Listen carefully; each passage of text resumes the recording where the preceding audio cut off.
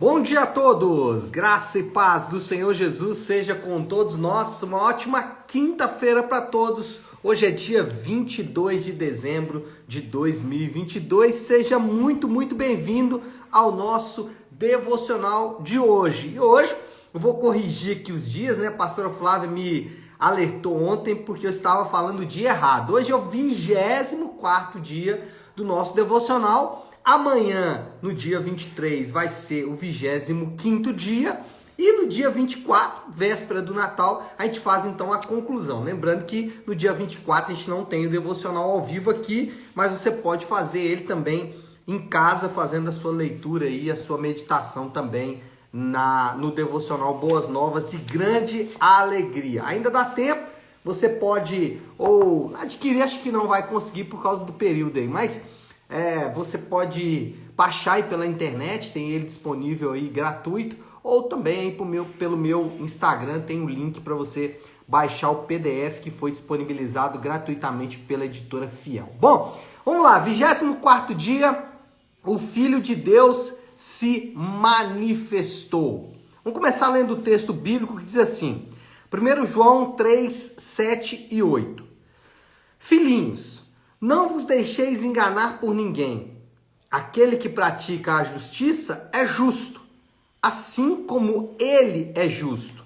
Aquele que pratica o pecado procede do diabo, porque o diabo vive pecando desde o princípio.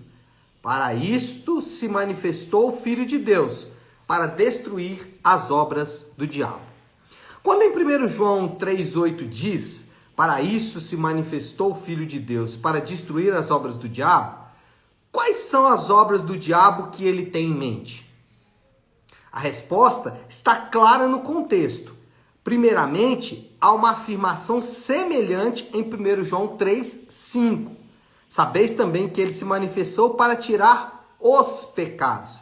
A frase, ele se manifestou para, ocorre no versículo 5, e no versículo 8, então, muito provavelmente, as obras do diabo que Jesus veio destruir são os pecados. A primeira parte do versículo 8 deixa isso certo. Aquele que pratica o pecado procede do diabo, porque o diabo vive pecando desde o princípio. A questão, neste contexto, é pecar. Não doença, ou carros quebrados, ou agendas bagunçadas. Jesus veio ao mundo para nos capacitar a parar de pecar. Vemos isto com mais clareza se colocarmos essa verdade ao lado da verdade de 1 João 2,1. Filhinhos meus, estas coisas vos escrevo para que não pequeis. Esse é um dos grandes propósitos do Natal. Um dos grandes propósitos da encarnação. Mas há outro propósito que ele acrescenta em 1 João 2,1. Se todavia alguém pecar, temos advogado junto ao Pai, Jesus Cristo justo. Ele é a propiciação pelos nossos pecados. E não somente pelos nossos pecados, mas ainda pelos do mundo inteiro. Agora, veja aí o que isso significa. Significa que Jesus apareceu no mundo por duas razões. Ele veio para que pudéssemos não continuar pecando, ou seja, ele veio destruir as obras do diabo, e veio para que houvesse uma propiciação pelos nossos pecados. Ele veio para ser um sacrifício substitutivo que remove a ira de Deus por nossos pecados. O resultado desse segundo propósito não é a anulação do primeiro propósito. Perdão não é dado a fim de permitir o pecado. O alvo da morte de Cristo por nossos pecados não é que relaxemos a nossa batalha contra o pecado. Em vez disso, o resultado desses dois propósitos de Natal é que o pagamento feito uma única vez por todos os nossos pecados se torne a liberdade e o poder que nos capacitam a lutar contra o pecado. Não como legalistas, merecendo a nossa salvação, e nem temerosos de perder a nossa salvação, mas como vitoriosos que se lançam à batalha contra o pecado com confiança e alegria, ainda que isto custe a nossa vida. Eu me lembro de um amigo, há alguns anos atrás, E esse amigo, ele tinha quase que uma frase que ele usava para tudo, a frase desse texto, né? Jesus veio para destruir as obras do diabo. Então, muitas vezes ele usava essa frase, por exemplo, quando ele tinha algum revés na vida. Então, quando ele enfrentava ali uma luta, uma dificuldade, a maneira dele orar era dizendo, Jesus veio para destruir as obras do diabo. Porém, as obras do diabo não estão relacionadas a revés, a tribulações. Como já vimos até em outros devocionais, as tribulações às vezes podem vir até mesmo da parte de Deus ou dos nossos próprios erros. Mas o que são as obras do diabo que Jesus veio destruir? As obras do diabo que Jesus veio destruir é o pecado. Agora, o que é pecado? Vamos começar definindo o que é pecado. Como que eu posso descobrir o que é pecado na minha vida? Como eu posso saber o que é pecado na minha vida? Muitas pessoas tentaram definir pecado e acabaram não definindo absolutamente nada. Por exemplo, tem uma definição que as pessoas usam para pecado que é errar o alvo. Ok, literalmente significa isso mesmo. Mas o que isso define? Não define absolutamente nada. Para mim, a melhor maneira de definir pecado é que pecado é desobedecer à lei moral de Deus. E aí, você já pode estar se perguntando, mas aonde está a lei moral de Deus? A lei moral de Deus, ela é encontrada em toda a Bíblia, mas especialmente em 3 lugares. Nos 10 mandamentos, e aí eu não estou restringindo, tá? Estou mostrando onde isso está de maneira mais evidente. Nos 10 mandamentos, no Sermão do Monte e também nas epístolas do Novo Testamento. Você encontra a lei moral de Deus nesses lugares que eu acabei de dizer. Além disso, obviamente, está espalhada aí por toda a Bíblia. Agora, existe uma maneira, porque muitas pessoas dizem assim, mas se eu não conheço aquela lei, se eu não sei daquela lei, eu estou isento, eu não preciso cumprir aquela lei? Não, não é verdade. A lei de Deus, ela foi dada para todos os homens e o próprio Senhor diz que ele não leva em conta o tempo da ignorância, ou seja, ele não conta a ignorância como desculpa para pecar, ainda que ignorante você também vai ser, ou você está infringindo a lei moral de Deus. Agora, normalmente isso tem uma maneira mais prática de encontrar o pecado na nossa própria vida. Ele vem disfarçado de algumas expressões. Por exemplo, ele vem disfarçado com uma expressão, com uma boa desculpa, que é a seguinte: isso não tem nada a ver.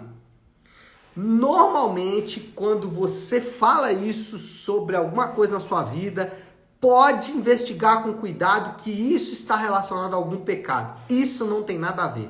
Na verdade, é exatamente a boa desculpa que nós damos para infringir a lei moral de Deus. Outra, o pastor é muito radical, como se aquele que está te ajudando ou aquele que está ajudando as pessoas a encontrar a lei de Deus, a culpa fosse dele, ou pastor, ou pregador, quem é que seja, tá? Coloquei o pastor aqui, porque normalmente é a expressão que usa. O pastor é muito radical. Essa aí é uma boa desculpa que a gente dá e pode olhar que o pecado está disfarçado. Outra ainda, Deus não se preocupa com isso. Deus está preocupado com uma cervejinha, não. Deus está preocupado com uma maconhazinha. Eu estou dando exemplo aqui de coisas que as pessoas normalmente falam, né? Mas poderia falar outras coisas maiores, né? Deus está preocupado com nota fria, com suborno. E eu poderia citar várias coisas aqui que a gente fala assim, Deus não está preocupado com isso. Ou ainda, né, aquela que muita gente usa, né? Todo mundo faz isso.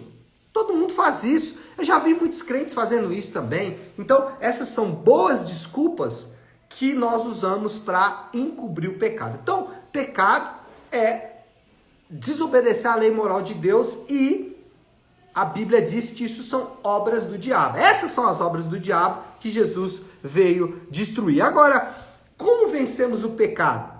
Essa é a segunda pergunta. Definido o que é pecado, como que eu posso vencer o pecado? A resposta é uma só, com arrependimento. Só existe uma maneira de vencer o pecado: arrependimento. E o que é arrependimento? Arrependimento basicamente é duas coisas: reconhecer e deixar.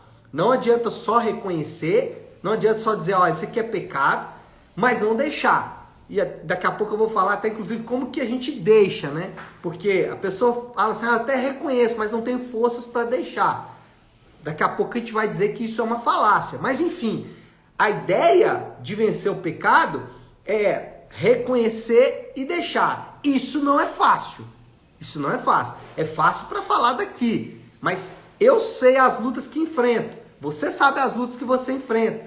Romanos, Paulo chega a dizer que isso é uma guerra espiritual. Ele chega a dizer de uma batalha espiritual. Essa é a famosa guerra espiritual. A guerra espiritual é a guerra que nós enfrentamos contra o pecado ou contra o arrependimento. Paulo chega a dizer em Romanos que o bem que ele quer fazer, ele não faz. E o mal que ele não quer, ele acaba fazendo. Mostrando exatamente essa guerra espiritual. E aí, ainda que seja uma guerra espiritual, é sempre importante lembrar que ainda dá tempo de nós reprogramarmos a nossa própria vida. Dá tempo de deixar o pecado. Eu sempre falo isso. Dá tempo de nos arrependermos. Enquanto não pecarmos, ainda dá tempo de arrepender. E aí a terceira pergunta é: como encontramos forças para vencer o pecado? Definimos o que é o pecado, desobedecer à lei moral de Deus. Definimos como vencemos o pecado com arrependimento. E agora vamos falar como encontramos forças para vencer o pecado. E a resposta é: o próprio Cristo nos capacita pela graça. É a graça de Deus, é a habitação, o Espírito Santo habita em nós exatamente para nos auxiliar, ou aliás, não só nos auxiliar, mas acho que muito mais do que auxiliar, né? Ele acaba fazendo o trabalho quase que todo, né? Mas o ponto aqui é dizer que a habitação do Espírito Santo é essa capacitação para vencermos o pecado. Um grande engano que normalmente cometemos é o engano de tentar vencer o pecado por meios humanos. Por exemplo, tentar vencer o pecado por meio do legalismo. Tentar dizer o seguinte, eu vou parar de fazer isso porque a lei de Deus manda. Mas pastor, o senhor não acabou de dizer que pecar é desobedecer à lei de Deus e que a maneira de vencer isso é deixando o pecado? Sim, mas note, eu não deixo o pecado para cumprir a lei moral de Deus e para ficar bem com Deus.